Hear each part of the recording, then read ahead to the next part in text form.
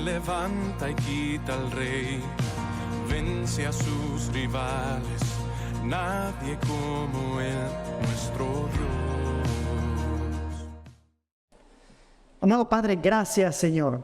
Gracias por esta hermosa mañana que nos das, una mañana calurosa en la que podemos abrir nuestros ojos y estar reunidos aquí como hijos tuyos, como familia, porque tú nos has adoptado. Gracias, Señor, por traernos para poder escuchar un poco más de tu palabra, para poder entenderte un poco más, pero necesitamos de ti. Necesitamos de esa obra del Espíritu Santo en nosotros para poder entender tu palabra. Te necesitamos, Señor. Gracias por esto, que podamos tener una mente abierta y un corazón abierto para escuchar de tu palabra y tener que corregir lo que haya que corregir y poner manos a la obra. Gracias, Señor. En Cristo Jesús. Amén. La teología reformada ve la estructura primaria de la revelación bíblica como la de un pacto, y es la forma mediante la cual se resuelve toda la historia de la redención.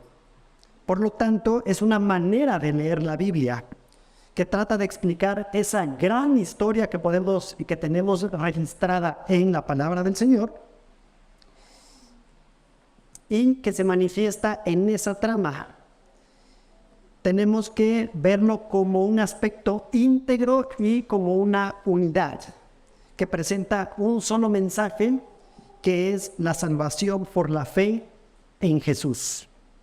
La teología del pacto, veámoslo así, entonces resume la enseñanza de toda la Biblia con el concepto de pacto o a través de los pactos, por lo que es una manera sumamente cristocéntrica de ver la Escritura, porque podemos ver en el Antiguo Testamento a Cristo como una promesa y en el Nuevo Testamento el cumplimiento de esa promesa, es decir, Cristo.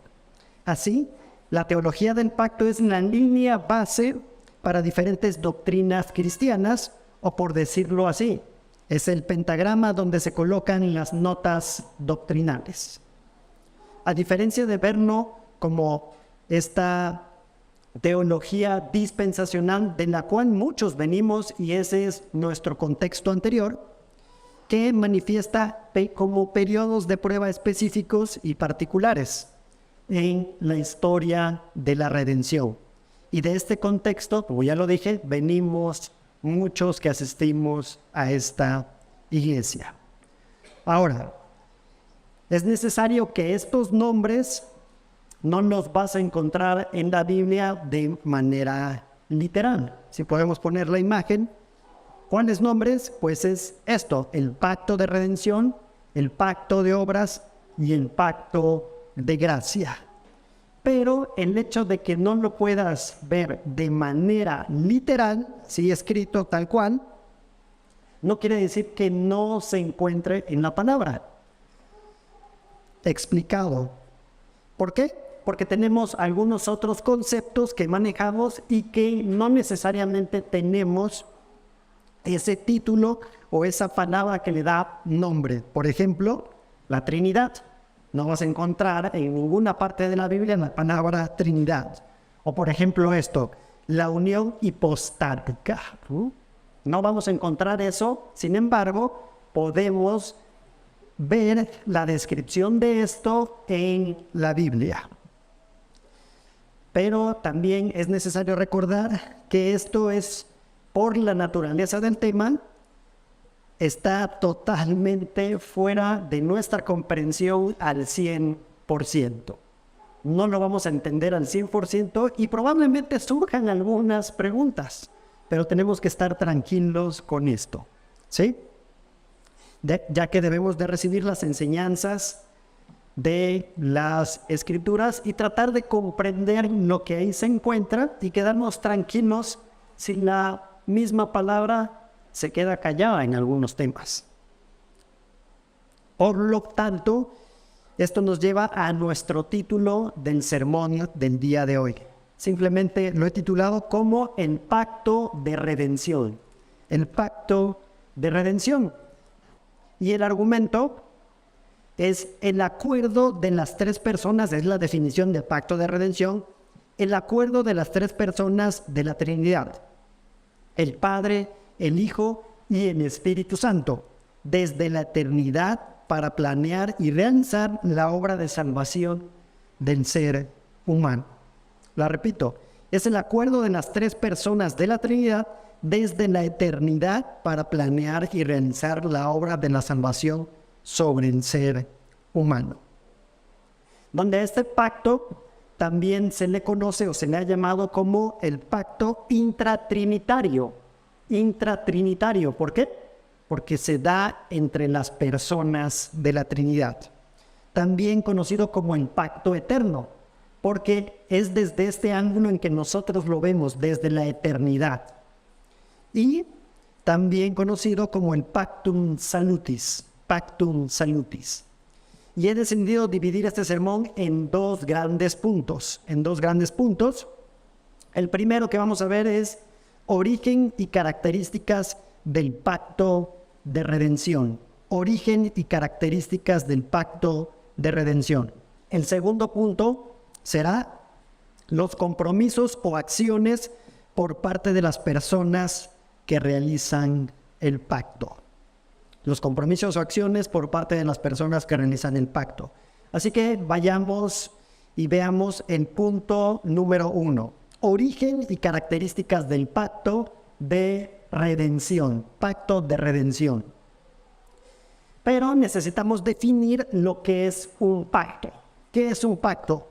Básicamente un pacto es un tratado, acuerdo o convenio celebrado entre dos o más partes, donde generalmente, y en ese pacto, las partes reunidas se encuentran en un estado de igualdad, donde analizaron sus deberes, sus privilegios mutuos, por lo que realizan un acuerdo de manera voluntaria. Y en ese pacto hay diferentes partes, hay promesas o estipulaciones y condiciones. Ejemplos de pacto, para que nos quede un poquito más claro. Por ejemplo, un contrato de empleado con su patrón, que puede ser en una empresa o con el gobierno, donde en dicho contrato están las responsabilidades del empleado, y ahí se detallan, junto también con la compensación y los beneficios que debe proporcionar el empleador, es decir, el patrón. Tanto el empleado como el empleador tienen responsabilidades que cumplir. Otro más conocido, bueno, sí, la mayoría de todos de ustedes trabajan, pues hay esto, si es que trabajan para alguien, pero si están casados, el matrimonio también es un pacto donde dos personas acuerdan amarse, respetarse, cuidarse en las buenas y en las malas, énfasis en las malas, porque está difícil la onda, donde se basa principalmente en una promesa. ¿De quién? De ambos, realizándolo a través de un rito público, donde evidentemente hay testigos que son de alguna manera estructuras de autoridad para ese matrimonio. ¿Por qué? Porque generalmente vas a invitar a tu familia, amigos. Si es una boda cristiana, evidentemente va a estar por ahí el pastor. Entonces, invitas a estas personas que son testigos de eso, pero también algunos de ellos los ves como una figura de autoridad y en la cual tú estás diciendo, voy a hacer esto, voy a cumplir con este pacto. Otro, la democracia.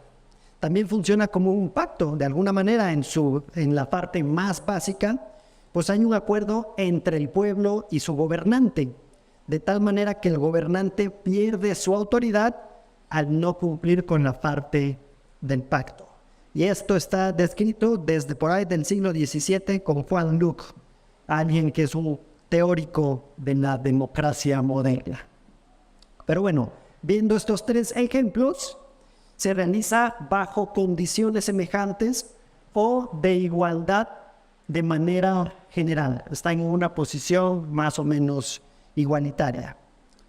Además, el pacto también puede ser de naturaleza semejante a una disposición o arreglo impuesto por una parte suprema, ¿sí?, sobre la otra que se considera inferior y que la acepta.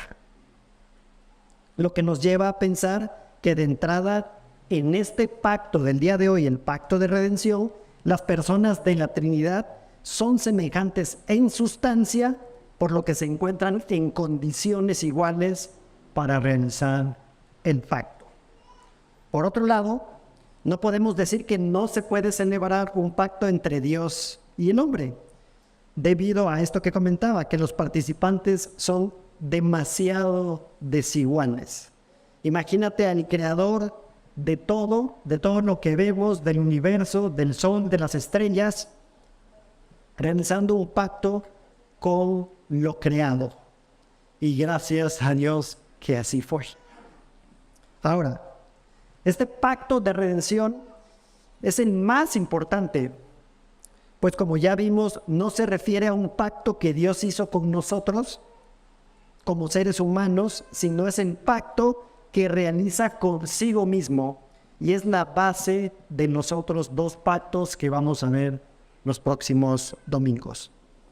De hecho, estos dos pactos siguientes, el pacto de obras y de gracia, son unilaterales en su origen. ¿Por qué? Porque aquella naturaleza que corresponde a los arreglos que se hacen instituidos por Dios, le correspondió a Dios hacer esto. Por eso digo que son unilaterales. Ahora, tenía que ser así porque no teníamos nada que ofrecer. Nosotros a Dios no le teníamos nada que ofrecer, nada que Él necesitara. Y en este sentido, Dios se presenta al ser humano. Pero vamos a ver un poquito más adelante de la primera presentación de Dios ante los seres humanos. Vamos ahí en Éxodo 6:2 al 5, va a aparecer en sus pantallas, donde Dios, o el yo soy, que es como Dios se identifica a sí mismo frente a Moisés, mostrándose como el soberano del tratado. Vamos a leerlo, dice así, Éxodo 6:2 al 5. Dios continuó hablando a Moisés y le dijo: yo soy el Señor. Yo me aparecí a Abraham, a Isaac y a Jacob como Dios Todopoderoso. Pero por mi nombre, Señor, no me di a conocer a ellos. También establecí mi pacto con ellos de darles la tierra de Canaán, la tierra donde peregrinaron. Además he oído el gemido de los israelitas, porque los egipcios los tienen esclavizados, y me he acordado de mi pacto. Por tanto, dile a los israelitas: yo soy el Señor, y los sacaré de debajo de las cargas de los egipcios. Los libraré de su esclavitud, y los redimiré con brazo extendido y con grandes juicios. Y aquí podemos ver dos cosas. Primero, Dios tiene un nombre. Yo soy, el yo soy. Es personal. No es una fuerza, no es algo abstracto, no simplemente es un concepto, no es solo un poder superior, sino también es un ser personal que entra en una relación con su gente o con su pueblo. Y en segundo lugar, actúa en beneficio de ese pueblo. El Dios del pacto actúa en la historia. No se encuentra alejado y tiene una historia de relación con su pueblo, es decir, con nosotros. Hay un solo Dios, un ser divino al que pertenecen todos los atributos de la divinidad. Pero en Dios subsisten tres personas, las mismas en sustancia e iguales en poder y gloria. Por lo que esto permite que una de las personas de la Trinidad puede ser objeto de los actos de la otra, porque están en circunstancias iguales. Ahora, podemos ver una serie de pactos que Dios hace particularmente con algunas personas. Lo podemos ver en el Antiguo Testamento. Tenemos un pacto con Noé, tenemos un pacto con Abraham, un pacto con Moisés, que se le conoce como el pacto sinaítico, porque fue en ese lugar donde lo hizo, un pacto con David, entre otros. Por lo que es fácil identificar o reconocer esta estructura o marco básico que se expresa en la Biblia a través de los pactos.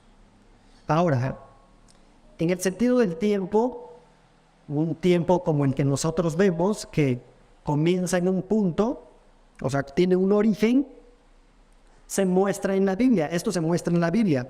Y el primer pacto que se muestra en la Biblia es el pacto de obras. Ese pacto de obras es el primero en registrarse en la Biblia, desde ese punto de vista del tiempo.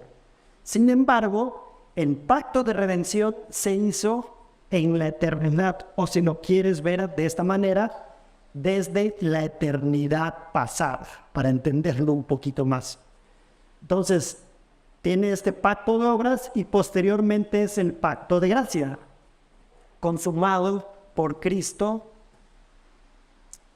en el nuevo pacto, ahí en el Nuevo Testamento. Entonces podemos ver que anterior al pacto de obras ya se encontraba el pacto de redención, que es la base de los otros pactos. ¿Ok? Entonces, ejemplo de este primer pacto de obras, vamos a verlo muy brevemente, de esto en la ley, pero tenemos que recordar que la motivación para cumplir la ley, ¿qué debía hacer? ¿Hacerlo simplemente por el hecho de hacerlo? No. Teníamos que agradar a Dios en obediencia, en amor. De hecho, esto lo podemos ver de manera clara en Juan 14:15. Dice, si ustedes me aman, guardarán mis mandamientos. Si ustedes me aman, guardarán mis mandamientos. Por lo tanto, si miramos la ley, deberíamos ver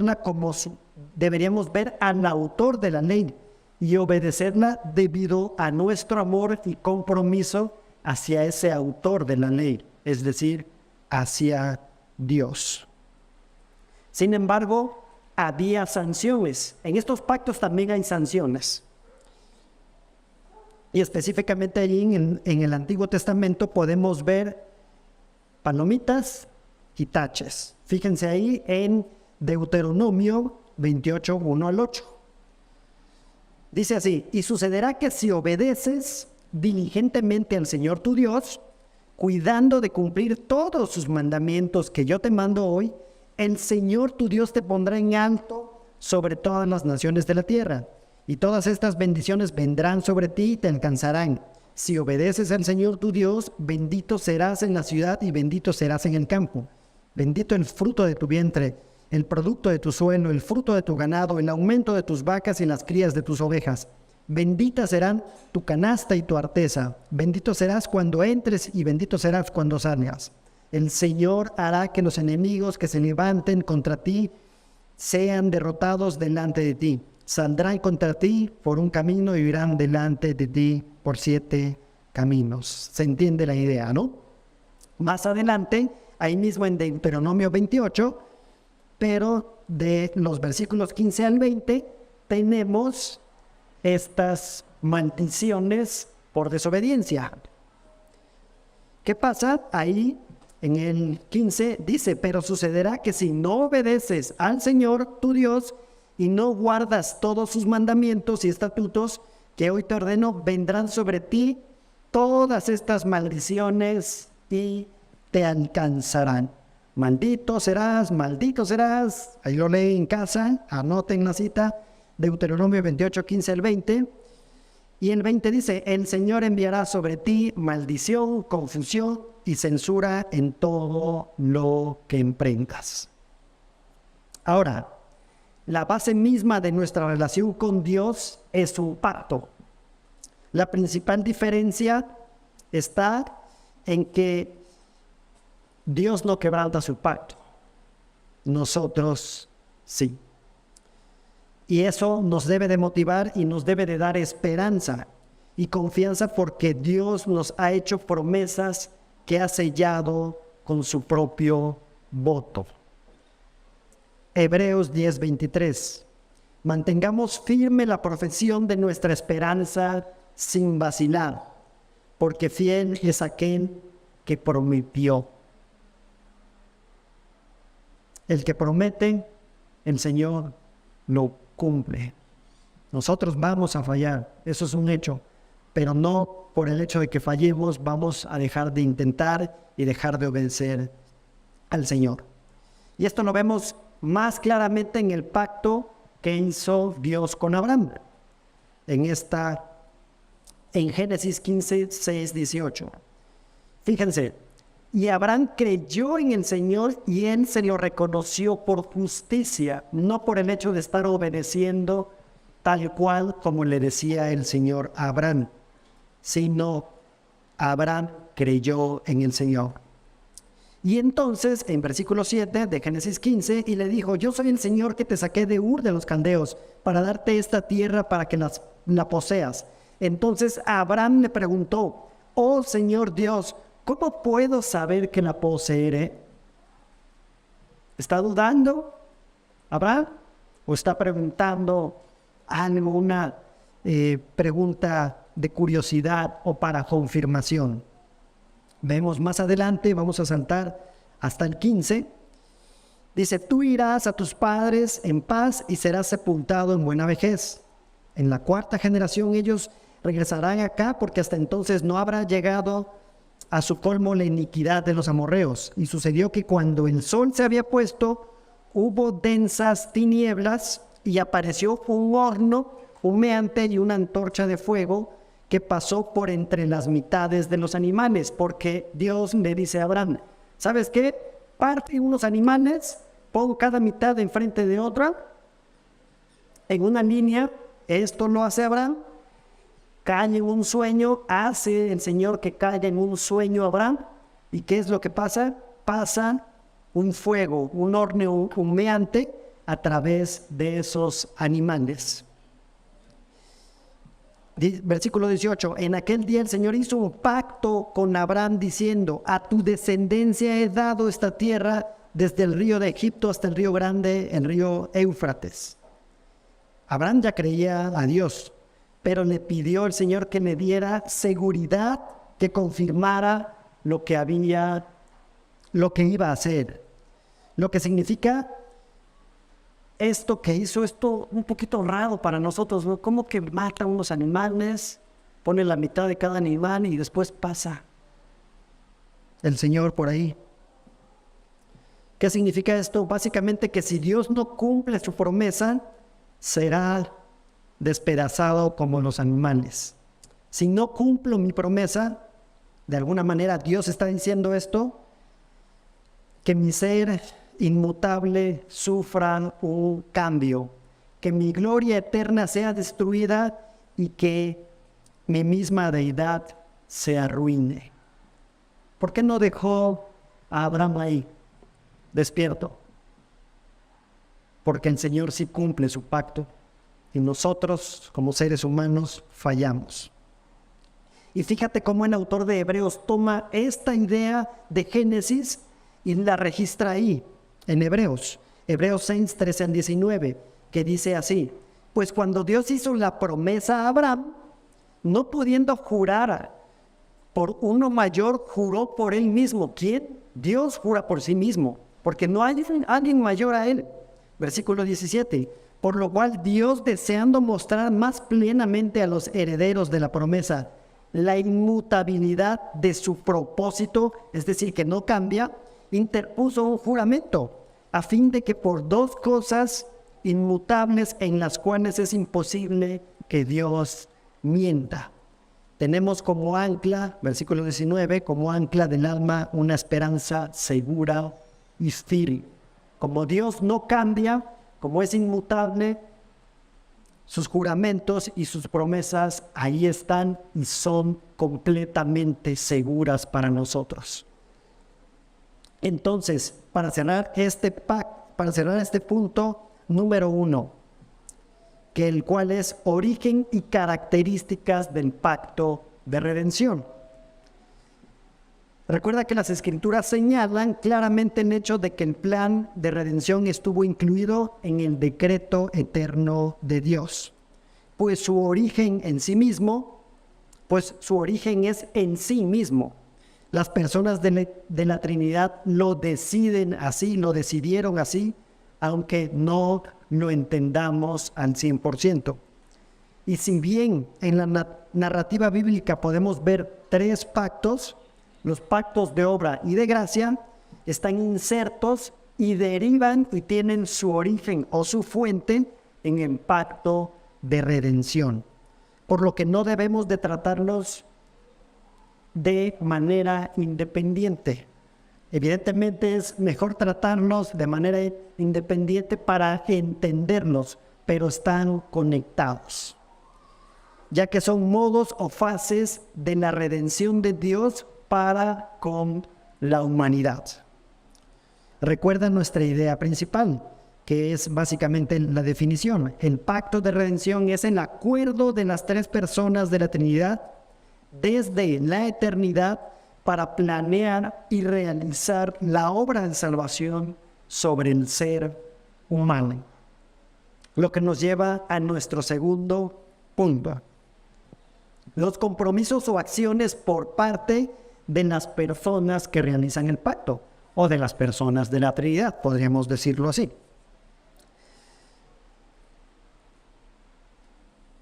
Es necesario ver que en un sentido hay una división de labor entre las personas de la Trinidad, donde vemos al Padre como el creador del plan, o como el que origina el plan, donde vemos al Hijo como el que ejecuta el plan, y finalmente al Espíritu Santo como el administrador y confirmador del plan.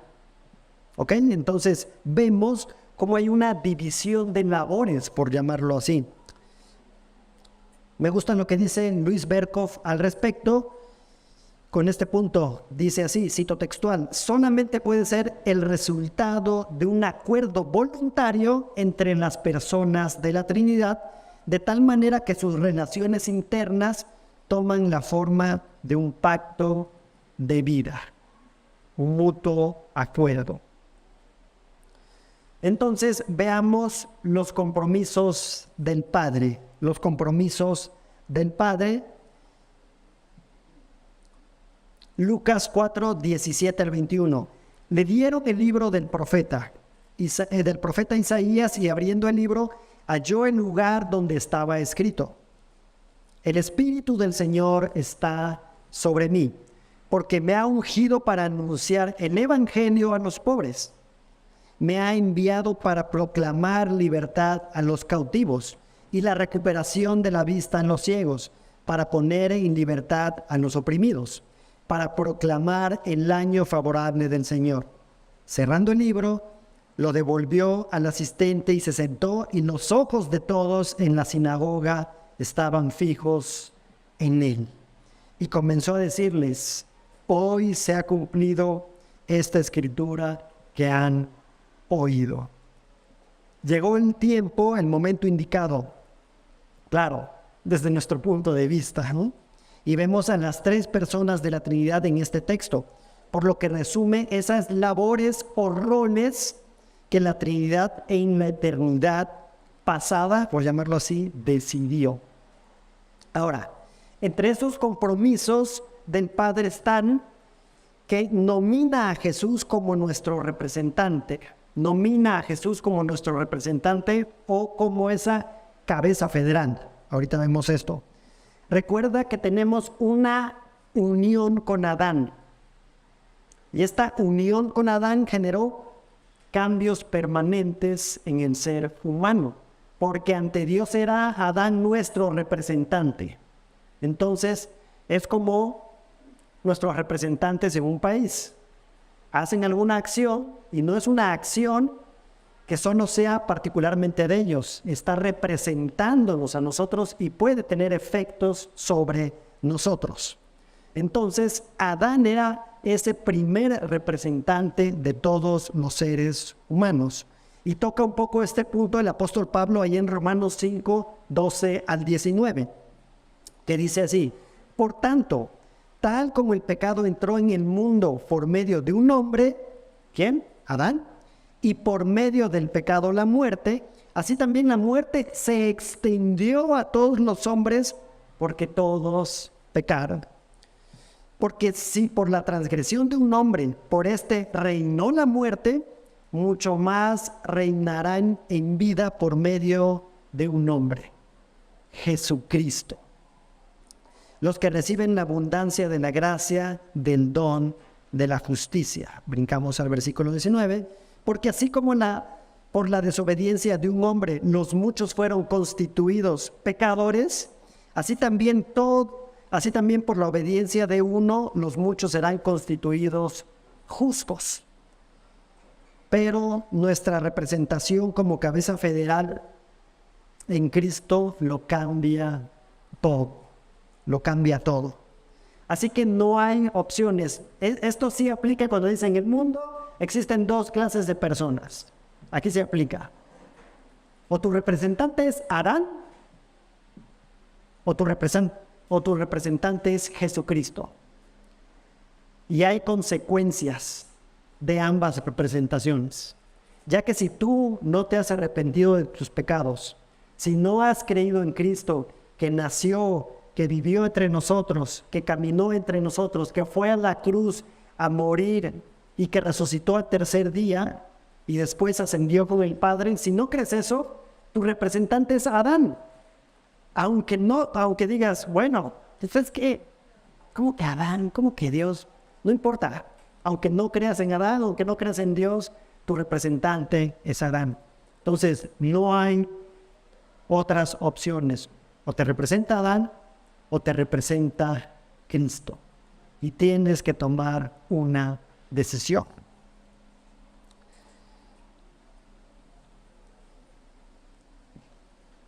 Ahora,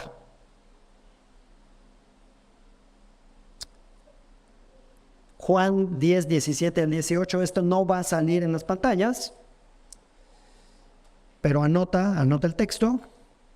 Dice así: por eso el Padre me ama, porque yo doy mi vida para tomarla de nuevo. Nadie me la quita, sino que yo la doy de mi propia voluntad. Tengo autoridad para darla y tengo autoridad para tomarla de nuevo. Este mandamiento recibí de mi Padre. Por lo tanto, las otras dos personas de la Trinidad no obligaron a Cristo a que tomara este papel como representante, como cabeza federal. No le dijeron, ¿sabes qué? Somos 2 contra 1, entonces vas. No, pues tú vas, Cristo. No, dice, yo lo tomo, yo lo doy. Ahora, puedes decir, bueno, pero Julio, aquí dice, en el pasaje que acabas de leer, que también lo recibe del Padre. Bueno, son de las pequeñas cosas que entonces lo está obligando el Padre. No lo obliga, pero son de las cosas que no podemos entender al 100%, pero que ahí está también la iniciativa de Cristo. Otro compromiso, recuerda que estamos viendo los compromisos del Padre. Acabamos de ver cómo el Padre nomina a Jesús como nuestro representante o cabeza federal. Nomina a Cristo para que ejecute un triple oficio. Este triple oficio, ¿cuál es? El de profeta, sacerdote y rey. Es decir, que sería sacerdote, profeta y rey. Cito textual a Thomas J. Niels, que dice al respecto: ya que como mediador entre Dios y el hombre, Jesucristo cumple y unifica 3 oficios: profeta, mediante el cual se nos da el conocimiento necesario; sacerdote, por el cual somos perdonados y justificados, resultando en reconciliación; rey, por lo cual es eliminada nuestra enemistad y somos sometidos al gobierno de gracia de Cristo. Versículo que nos fortalece o nos da, que lo podemos ver a Jesús como profeta. Juan 6:14. No van a aparecer en sus pantallas, anótenlo, vayan a decir, bueno, Julio nos está mintiendo, entonces anótenlo y verifiquen. ¿Ok? Como profeta, Juan 6:14. La gente entonces, al ver la señal que Jesús había hecho, decían, verdaderamente este es el profeta que había de venir al mundo. Como sacerdote, Salmo 110, 1 al 4. Salmo 110, 1 al 4. Jesús como sacerdote. Dice el Señor a mi Señor, siéntate a mi diestra hasta que ponga a tus enemigos por estrado de tus pies. El Señor extenderá desde Sión tu poderoso cetro, diciendo, domina en medio de tus enemigos. Tu pueblo se ofrecerá voluntariamente en el día de tu poder. En el esplendor de la santidad, desde el seno de la aurora, tu juventud es para ti como el rocío. El Señor ha jurado y no se retractará. Tú eres sacerdote para siempre según el orden de Melquisedec. Y como rey, Salmo 2:6 al 11. Pero yo mismo, Salmo 2:6 al 11, como rey, a Jesús. Pero yo mismo he consagrado a mi rey sobre Sión, mi santo monte, y ciertamente anunciaré el decreto del Señor que me dijo, mi hijo eres tú, yo te he engendrado hoy, pídeme y te daré las naciones como herencia tuya, y como posesión tuya los confines de la tierra. Tú los quebrantarás con vara de hierro, los desmenuzarás como vaso del alfarero. Ahora pues, oh reyes, muestren discernimiento, reciban amonestación, oh jueces de la tierra. Y podemos ver cómo participa el Padre en esta asignación de oficios de Jesús. Tercero, el Padre se compromete con el Hijo a sostenerlo, guardarlo y darle al Espíritu. Isaías 4:1 al 4, que fue el que leímos al principio de este servicio. Este es mi siervo, a quien yo sostengo, mi escogido en quien mi alma se complace. He puesto mi espíritu sobre él. Él traerá justicia a las naciones. No clamará ni alzará su voz, ni hará oír su voz en la calle. No quebrará la caña cascada, ni apagará la mecha que casi no arde. Con fidelidad traerá justicia. No se desanimará ni desfallecerá hasta que haya establecido en la tierra la justicia. Su ley esperarán las costas. Otro, el Padre se compromete con el Hijo para exaltarlo. Para exaltarlo. Juan 5:22 al 23. Juan 5:22 al 23. Porque ni aun el Padre juzga a nadie, sino que todo juicio se lo ha confiado al Hijo, para que todos honren al Hijo, así como honran al Padre. El que no honra al Hijo, no honra al Padre que lo envió. Una exaltación que recibe Cristo. Y hasta aquí los compromisos del Padre. ¿Cuáles? Nomina a Jesús como nuestro representante, cabeza federal, que Jesús ejecutaría un triple oficio.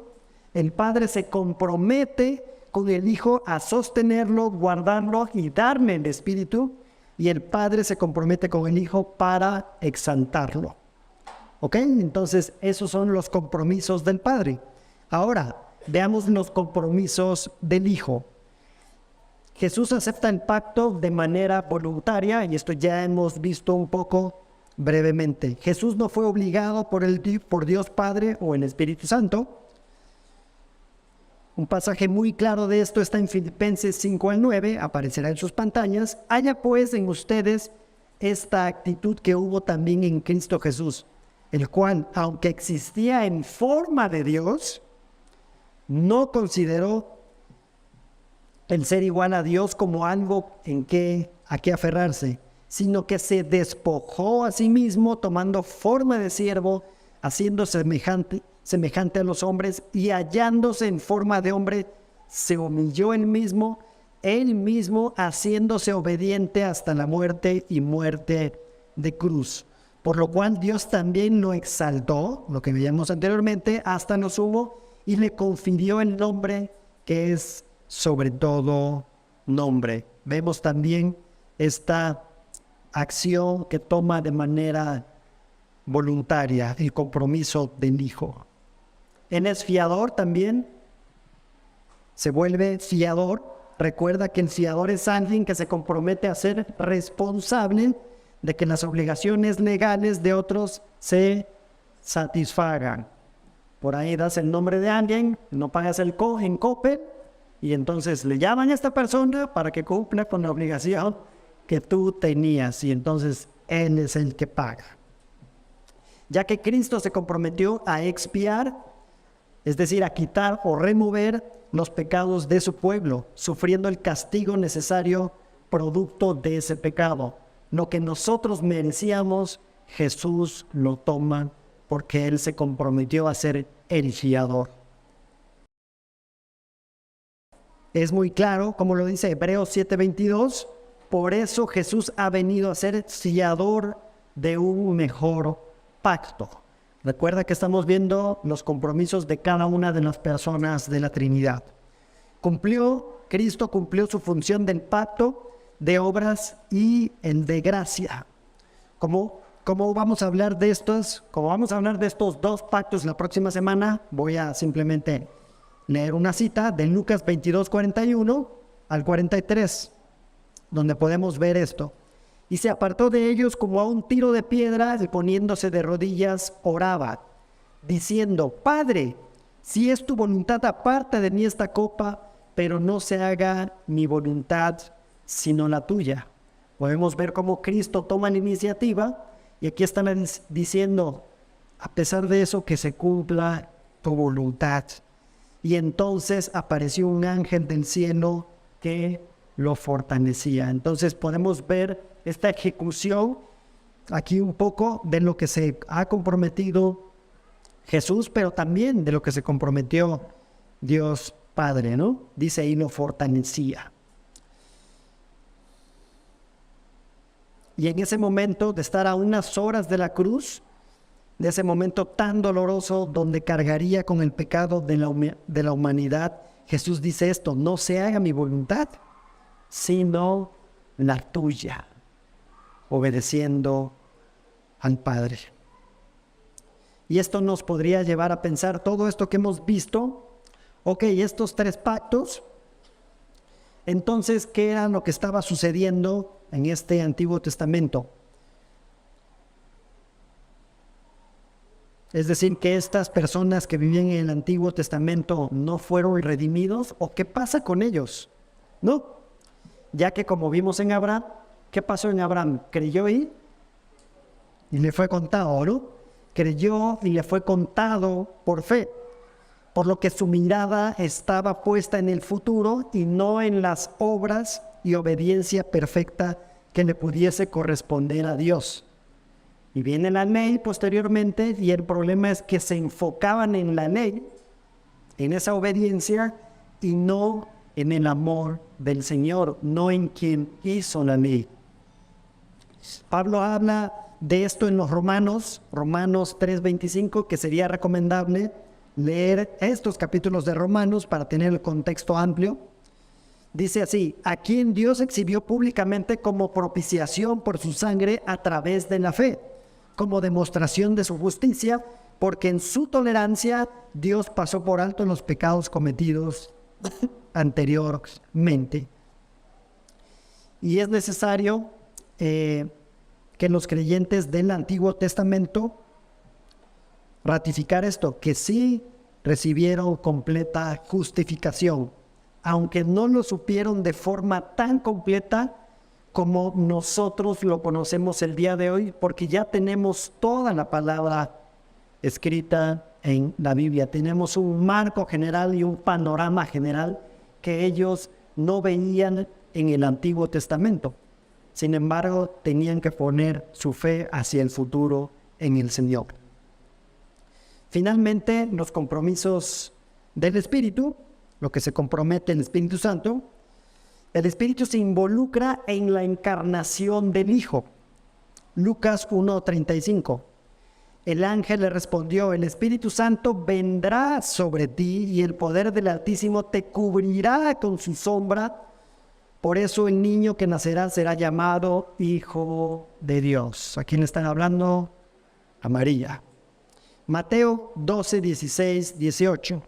y les advirtió que no revelaran quién era él, para que se cumpliera lo que fue dicho por medio del profeta Isaías cuando dijo: este es mi siervo, a quien he escogido, mi amado, a quien se agrada mi alma, sobre él pondré mi espíritu, y a las naciones proclamará justicia.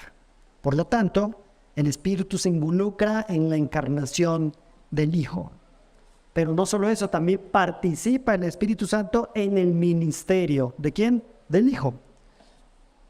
Primera de Pedro 1:2. Según el previo conocimiento de Dios Padre por la obra santificadora del Espíritu, para obedecer a Jesucristo y ser rociado con su sangre, que la gracia y la paz les sean multiplicadas a ustedes. Entonces vemos cómo dos aspectos en los que se compromete el Espíritu. El Espíritu se involucra en la encarnación del Hijo y participa en el ministerio del Hijo. Cerramos este punto número 2, los compromisos o acciones por parte de las personas que realizan el pacto, donde vimos los compromisos del Padre, del Hijo, del Espíritu Santo en el pacto de redención. Ojo, estos compromisos son dentro de ese pacto de redención. Así que recuerda, el pacto de redención es el acuerdo de las tres personas de la Trinidad desde la eternidad para planear y realizar la obra de salvación sobre el ser humano. Ok, Julio, y esto pues, está chido, un poco confuso. ¿Y a mí qué? Porque pues es algo que tomaron las personas de la Trinidad en la eternidad. Ok, tenemos muchos beneficios, como les dije. ¿Por qué? Porque los otros dos pactos derivan de esto, desde la eternidad. Y podría decirte, como aplicación, muy breve, nosotros también hacemos pactos, de alguna forma. Y solo quiero hablarles de dos. El primero, si estás casado, tomamos como ejemplo el matrimonio, ¿no? Como pacto. ¿Cómo vas con tus votos? ¿Cómo vamos con esos votos? Porque yo también estoy casado. ¿Los hemos roto? ¿O ya no nos acordamos? O a lo mejor eres como yo, que los hice en la computadora y nomás no los encuentro. Pero bueno, si no vamos muy bien, ¿por qué no hacer una actualización de votos motivados por lo que el Señor ha hecho en nuestras vidas? Por lo que el Evangelio actúa en nuestras vidas. Porque nuestro matrimonio debe de ser una representación viva del Evangelio. Ahora, más brevemente, hay un pacto entre tú y la iglesia, como miembro. ¿Cómo vas con esos votos que firmaste o que firmamos? Porque yo también firmo ahí como pastor y me comprometo a ciertas cosas. Y no tenemos que hacer las cosas por el hecho de deber ser, sino la motivación tiene que ser el Señor para cumplir con eso. ¿Ok? Entonces, tenemos que responder como Dios nos ha dado ese amor. Respondemos a ese amor. Ahora, este pacto se dio desde la eternidad. Podemos relacionarlo con nosotros de esta manera. Fíjense ahí Romanos 8:28 al 30. Y sabemos que para los que aman a Dios todas las cosas cooperan para bien.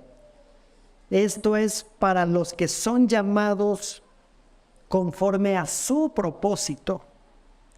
Porque a los que de antemano conoció, también los predestinó a ser hechos conforme a la imagen de su Hijo, para que Él sea el primogénito entre muchos hermanos. Dios hizo este pacto de redención en la eternidad. Y podemos ver en la predestinación que tú también estabas ahí. que ese nombre tuyo estaba ahí presente. Pero no nada más para cualquier cosa, sino estaba presente para que seamos conforme a la imagen de su Hijo. Estabas presente ahí de alguna forma, en esa eternidad. ¿Pero para qué? Para que seamos conformados a la imagen del Señor. ¿Qué estás poniendo de tu parte, por llamarlo así? Sabemos que la obra la hace el Señor, el Espíritu, pero estás invirtiendo tiempo al estudiar la Biblia para conocer a tu Señor y tratar de imitarlo, de obedecerlo, para ser conformado bajo su imagen. ¿Qué estás haciendo? ¿O qué estamos haciendo? O a veces te pones en el espejo y dices, ya no quiero más batallar con esto. Te estoy fallando. ¿Qué estamos haciendo? Para que poco a poco el yo se vaya disminuyendo y el men vaya creciendo. Versículo 30. A los que predestinó, a esos también llamó. A los que llamó, a esos también justificó. A los que justificó, a esos también glorificó. Y gracias a Dios por sus promesas, porque Él no falla y porque Él no cambia. Ponte de pie y vamos a orar. Amado Padre, gracias, Señor. Gracias porque podemos ver en tu palabra cómo tenías un plan desde la eternidad. Cómo decidieron cada una de las personas tomar un rol, Señor. Pero no solo para crear un plan, sino para ejecutarlo. Para poder en su momento redimirnos y ser comprados con la sangre de tu Hijo Jesucristo. Gracias, Señor, porque sin ese precioso sacrificio no estaríamos el día de hoy aquí.